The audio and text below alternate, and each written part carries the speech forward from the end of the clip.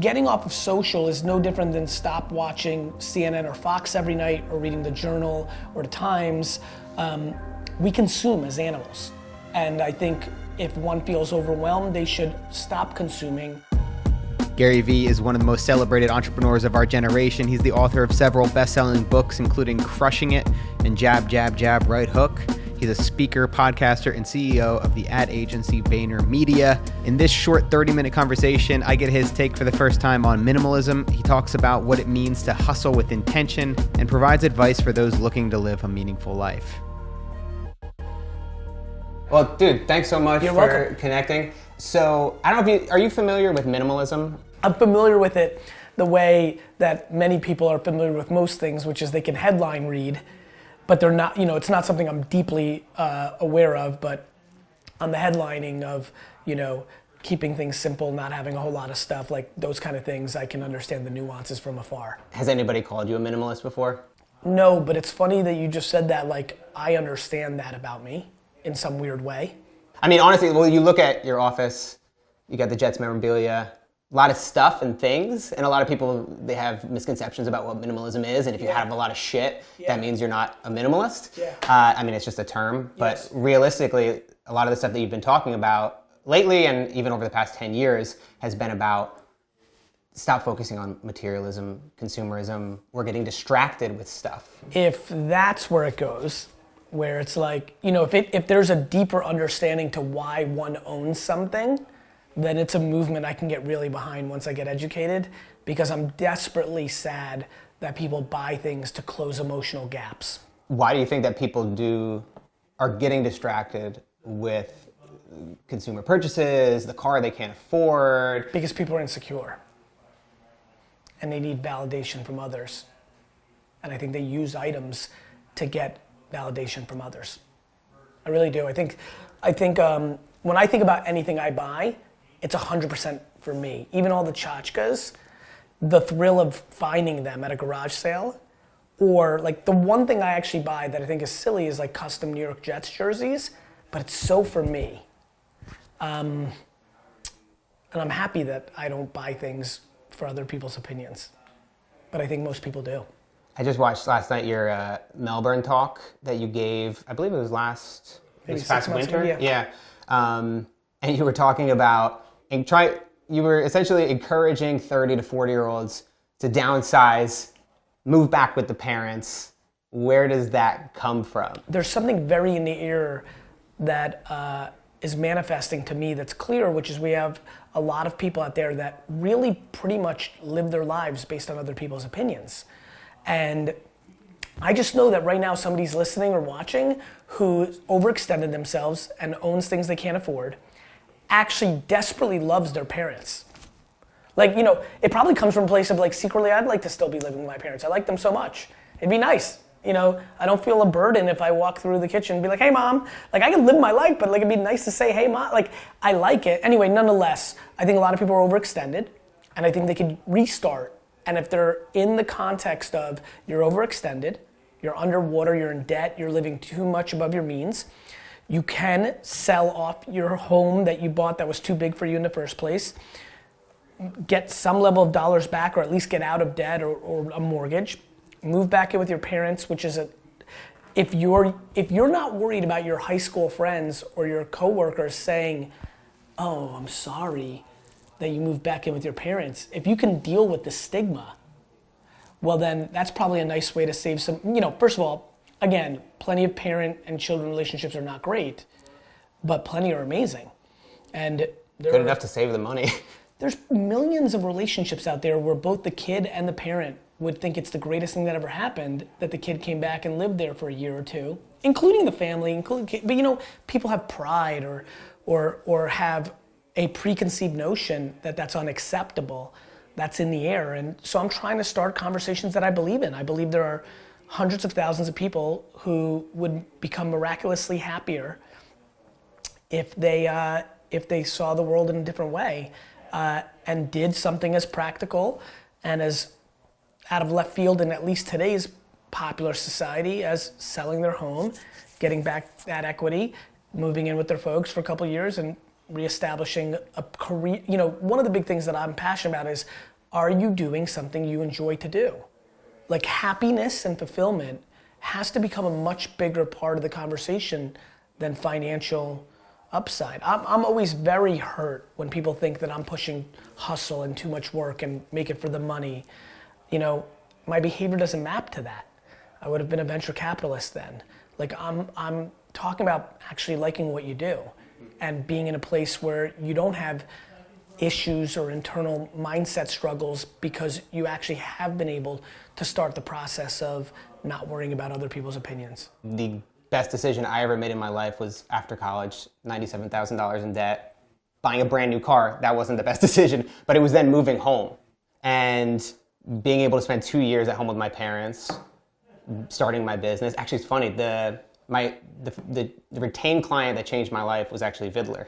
I was like their video guy for years. And actually, we did an interview with you maybe like 6-7 years ago. Office? Yeah, in Midtown. Mm-hmm. But if I didn't move home, if I didn't take that leap. Yeah, that leap. I mean, because everybody was going out with their starting salaries. They were making money. And then for me to move literally in my parents' basement, making no money, that was where like minimalism came in for me, where I saw it. I was like, oh, I don't need all that stuff. I don't need to prove anything to anybody. I don't need to prove anything to myself. Like, I'm happy with what I have now, and I'm happy with the stuff that I'm making, and I have a vision of where it could go. And I think too many people get just trapped in this idea that they have to prove themselves to other people. 100%. You talked a little bit about hustle. I think if we had done this interview a year ago, even before crushing it, it would have been a different interview, because you have talked a lot and I think clarified a lot of your vision of what it means to hustle, to work hard. And obviously there's a lot of people that have their own opinions about hustle and hustle porn and all that stuff. Mm-hmm. So we don't have to kind of go all into that, but I am curious about, how do we hustle with intention? So for myself, and there's a lot of people like me who are incredibly ambitious about their work lives, but they're also ambitious about their health, their wellness, their relationships. How do we make sure that it doesn't sway too far? Well, we definitely don't do it by listening to GaryVee or the anti-GaryVee. We make it very contextual to ourselves, and we also don't judge ourselves through the process. There are going to be times where naturally, right now I'm in a phase in my health, in working out, especially after I really severely sprained my ankle, where over the last 4 years, I'm probably at the heaviest. I've got the most fat that I've had in 4 years. And for the last 3 months, I've just not been in the same zone that I've been for the last 4 years. I'm dealing with it by not overjudging myself. And so things ebb and flow. Like right now, you're in massively good physical shape. I mean, you just are. I'm impressed. I did biceps today, so. I'm impressed. But I'm sure you intuitively understand there'll probably be a chapter where you won't be as tight on your regimen and what have you. The way, I'm very fascinated by the conversation of work ethic, hustle, overworking. I'm fascinated by people's ability to not take on accountability. I never feel like my points of view and my thoughts and my hot takes and my passions and my story are right. I've never believed that in my life. I don't think they're right. I think I enjoy sharing them because I enjoy sharing them. I'm a communicator. There's some selfish needs of communicating, I'm sure, but like I share them, but everybody shares them. This thought that, I think one of the biggest things we need to get more thoughtful about is this question, which is, the answer to the question is by conversating with yourself and trying to develop self-awareness and not look for outside validation. When people email me and say, GaryVee, I've been hustling 15 hours a day, I'm like, you getting enough rest? You good? Are you pumped? Like with intention, my intention is to be happy. And so I'm not gonna apologize for enjoying my work. Like I don't need validation from my work. My work is not my family or my thing. I watch these conversations, I'm fascinated by them. I respect other people's points of view. I just want to make sure that they don't think they're right either. A lot of people that push against hard work, hustle, are people who've already hustled and didn't find fulfillment from it, but maybe somebody else did. In the same way, that I haven't had to clarify my points of view. There are plenty of interviews in 2010 where my point of view on Crush It was make $86,000 a year and talk about strawberries. I've been talking about happiness the whole time. I have evolved and have been forced, because I feel like I've been dragged into being a poster child of something that I don't believe in creating clarity. But I think to answer your question directly, I think you have to answer that for yourself. And what I would say is, don't overjudge yourself in every chapter. It's okay to be losing by 14 points at the end of the first quarter of an NBA game. You can win that game. And so if you're like working 15 hours a day for a year because you're starting your videography business, that's probably okay. It does take work to start something. If you've achieved some level of success 3 years in, and you don't want to take it to a $10 million business from a $3 million business because you've fallen in love and you've started a family and you want to go to you want to play wiffle ball outside with your child, that's amazing. There is no right. There's only right for you. More importantly, there is no line in the sand. I'll be very honest with you. I'm unbelievably excited to evolve. There may be a time where I don't want to be as passionate about my work, and there may be some cause or some game, or who the heck knows what I'll get excited about. And so I think, to answer your question, it's A, to do it for yourself, B, to know that it's going to ebb and flow. When you're 96 in debt in your basement, you're grinding. When you're not in the same place, you don't have to do the same things. You may still want to. I still want to. I love operating. I was afforded a lot of opportunities besides building VaynerMedia and having a client service business, 1,000 employees, a lot of chaos. I enjoy that. And look, there's a lot of people, I don't post pictures of my family on social media. Lots of people do. I could judge that, I choose not to. I think there's a lot of judgment in the air on this issue right now. And so yeah, I'm trying to do a better job over the last year of clarifying it, because I don't want to be dragged down in the momentum of something I don't believe in, which is, why in the world would I believe in, why would any human being want somebody to burn out and not be happy? But guess what? I would be burnt out and unhappy if I worked 9 to 5. I would die. Yeah, I think that was my favorite thing that you said in Crushing It, was this idea of, think about the people who are just drudging through a job that they hate. I know unbelievable amounts of unhappiness from people that work 40 hours a week. Who gets to decide? Definitely not me, and definitely not people who are pushing very hard in what they perceive to be my point of view on this issue. I think I've been consistent. I could have been better at clarifying it along the way. One area in which you're definitely not a minimalist is the amount of content you produce. Yes. And also the amount of content that you suggest people produce. I know even in Crushing It, you said there's not one person who isn't creating enough content. And that's, I agree with you. I think obviously there's an appetite for it. You can always be creating more, but in the same ways you can always... Let's use working out, because you're in such great shape. Yeah, please. I would love to talk about it. You could be in better shape. Yeah. You're in really good fucking shape. So that's my punchline, which is like, good behavior is in perpetuity. I do believe in the modern internet to create awareness for something you want, whether that's to raise money for a nonprofit or to sell glasses. I believe the volume of content is, because then you're able to contextualize it to your audience, is absolutely the leverage of the current state of consumer consumption. One's capability, financially, energy-wise, creatively, but it's no different than saying run really fast. If you can run really, really fast, faster than anybody, you can win an Olympic gold medal and then make $25 million a year in sponsorship if that's what you choose, or live in a cave and say, I won a gold medal. I'm speaking to what I genuinely believe is the right strategy.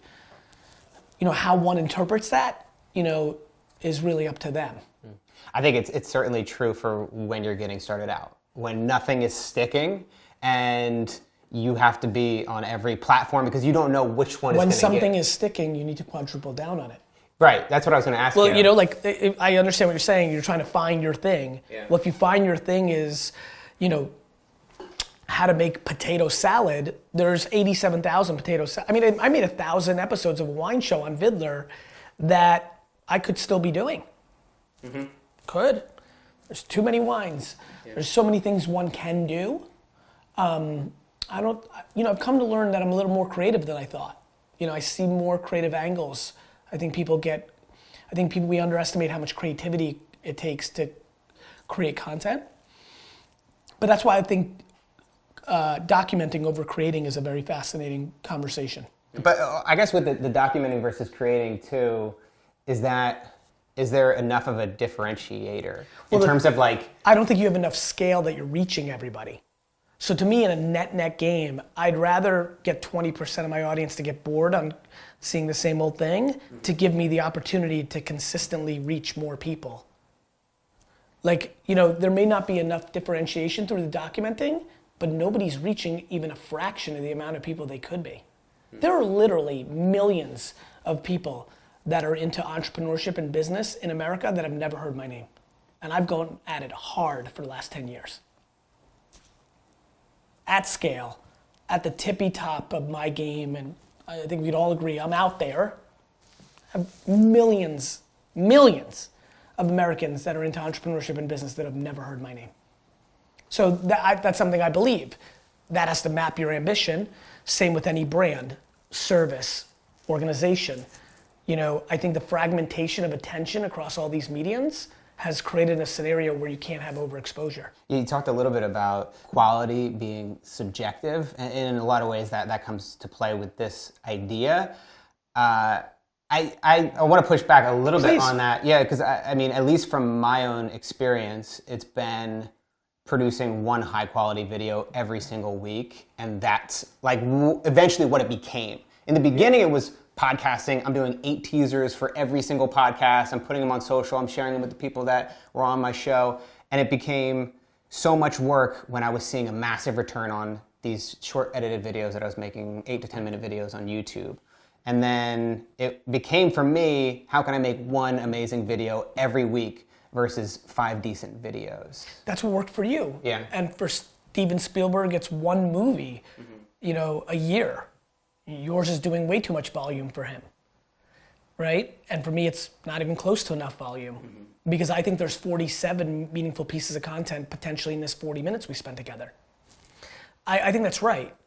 I think that goes back to self-awareness and back to the theme that's, I think, evolving here, which is this is very contextual, I think that's right for you. And by the way, I think the debate for you is if how much micro content does come out of this 40 minutes. It used to be a lot more. Yeah, and I mean, because it was just for me. Here's the question, and if you hire somebody for $40,000 a year who's great at it, in post-production, contextual to social, will it be much more? And will that lead to much more awareness to the top of the macro piece of content that you're passionate about? Yeah. And then it becomes, what are your ambitions? Do you want to make that investment? So I really don't think there's a right or wrong. I think that what I'm passionate about is, oh my God, there's a permission for an enormous amount of content. And for you, this has been the way it played out. But for some people, a single piece of micro content on Instagram became the piece that brought them awareness to their long form YouTube video. Also in the beginning, if you're shitty, it doesn't matter. Like making one shitty thing a week, it'd be better to make 5 shitty things and to keep going. Or to your point, I don't think so. I think I think shit is shit. Like the audience gets to decide. I think, this format works for you. Yeah. This will be fun. So I did last year a 30-day social media detox, quit social media. I still uploaded YouTube videos once a week. Because it was your business. It's my business. Yeah, exactly. But I didn't really see it as social media for me. You didn't read the comments? I didn't read the comments. No, I completely. How did it go? I saw the greatest. I had a video go viral at that time, which now has 8 million views. It's hard to say it's because I quit social media that my social media following grew. But I saw a massive growth in my audience. Viral videos. It's too tough to eliminate. It was. You should do it again. Yeah, but I think. Did you like it? Yeah, no, I loved it. It was great. But for me. When was this? This was October of last year.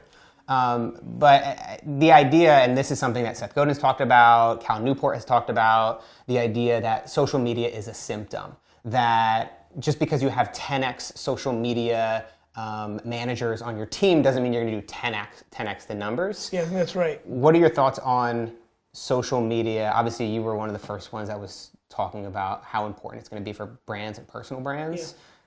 Yeah. This retraction now, for a different reason. I think it's great. I mean, to me, I don't overthink it. there was time, like, to me, I'm so contextual.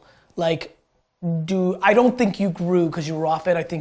I appreciate you quantifying and saying, look, that viral video, like, you get a YouTube video that has 8 million views pop on it, or 2 million at that little window, you're gonna feel the effects on your social numbers. Yeah, I mean, look, I think that people need to try to be self-aware about what makes them happy and doesn't make them happy. Right now, I view social media as a mirror. I think what people are putting out is an incredible indicator of what's inside of them. So right now there's a lot of political anxiety. There's a lot of ideological anxiety. And so what we're seeing is a lot of judgment. I think, the early days, especially when you and I were on it, like, there was a lot of Nirvana early users. It was very soft. I think you are seeing a different version of that today. But that is, getting off of social is no different than stop watching CNN or Fox every night, or reading the Journal or the Times. We consume as animals. And I think if one feels overwhelmed, they should stop consuming. But I don't put social media consumption in a very different place than the films and music and books that one reads.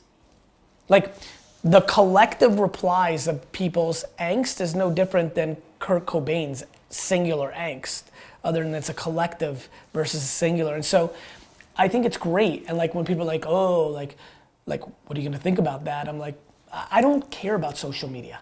I really don't. I care about humans communicating with each other.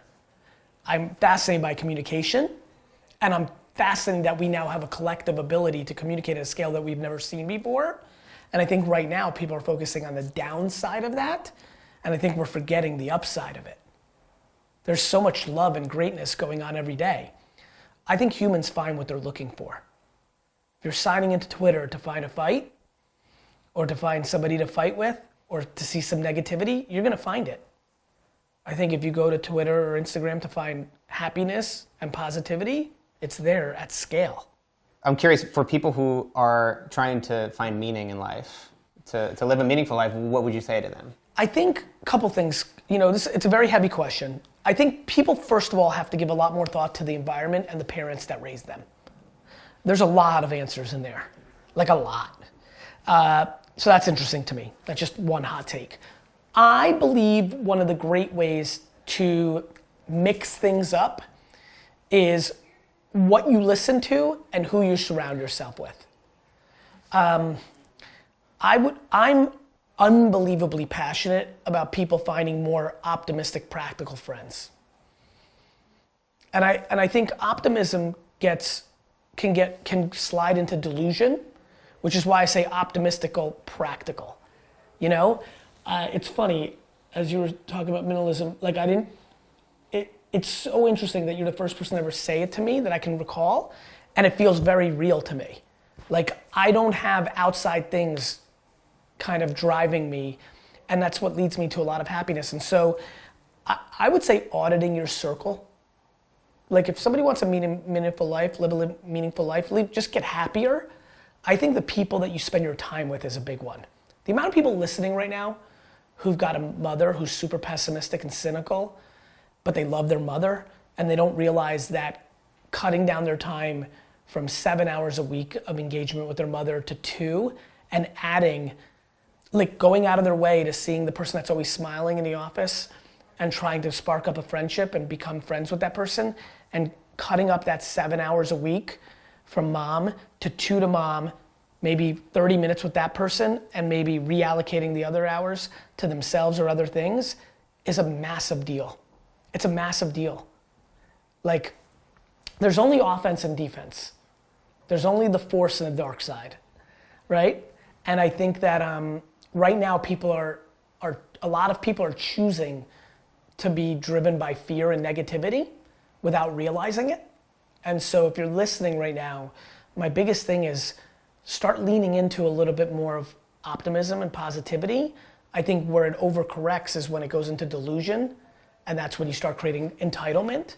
And that is the tightrope that I've been talking about, thinking about, watching And I create entitlement a lot of times because I like positivity.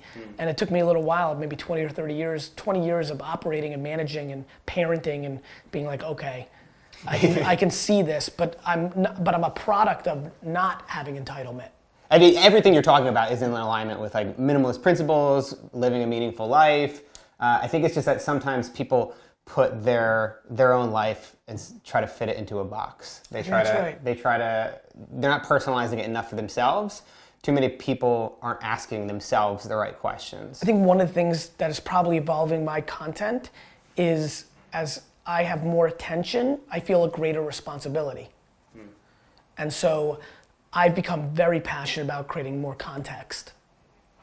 I think I'm at my best when I have time to talk like this, and I'm not when I'm too excited on stage or in a 1-second clip. You know, I think that I'm becoming more thoughtful because I'm surprised at the sheer level of quick judgments that our society has become comfortable with. I thought about doing it myself. I mean, I reread Crush It, and I'm like, there's some things in there that I could pull up and say, hey, this is kind of crazy. Yep. And I'm like, this is no worse than pulling up tweets from 10 years ago. It's That's like, right. Just have a conversation. It's very easy to do that because I think... It's very easy, and it's also written in context. I wrote that book in 2008 when people, like the economy collapsed, and this internet thing emerged, and there was a land grab. There was an amazing opportunity if you were a fast mover on those platforms, and those things played out. You know, it's not as easy to build a huge personal brand or a media property on YouTube or podcast or Instagram as it was 5 years ago. It's supply and demand. You know, so I don't feel anything or like it's contextual. Like, yes, I think you should have spent all your money on Manhattan real estate 180 years ago. And that was a good bet. Yeah. So yeah, I also am one of the things that's struck me in the last year that I'm like, oh, wait a minute, these people think they're right. I never think I'm right, ever. I think I'm communicating my observations. I have no interest in telling anybody how to do anything. Really, I don't. I don't have that level of audacity, and I think what I'm watching is I'm surprised that some of my friend contemporaries that take different points of view are coming at it with more of a, I'm right, you're wrong. You know? That's been really interesting to me. That's something I want to throw more in the air. It's probably why I'm yapping now and being late. Yeah. Because I respect your platform and like just kind of respect your point of view on this. Like, I'm surprised that we've gotten, not surprised, we are in that place.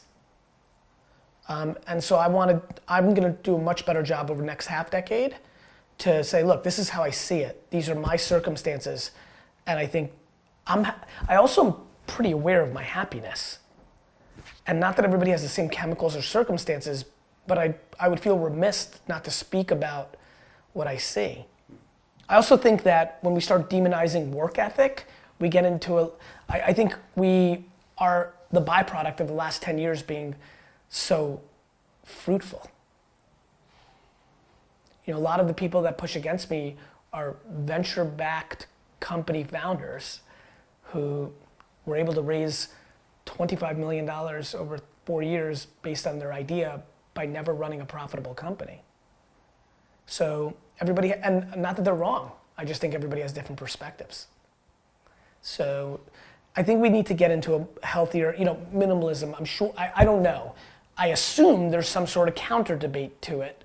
There's a minimalism is dead, and it's just the whole thing. I mean, from the same perspective of hustle, it's like, well, it's not a cult. These are just some ideas. I think it's important.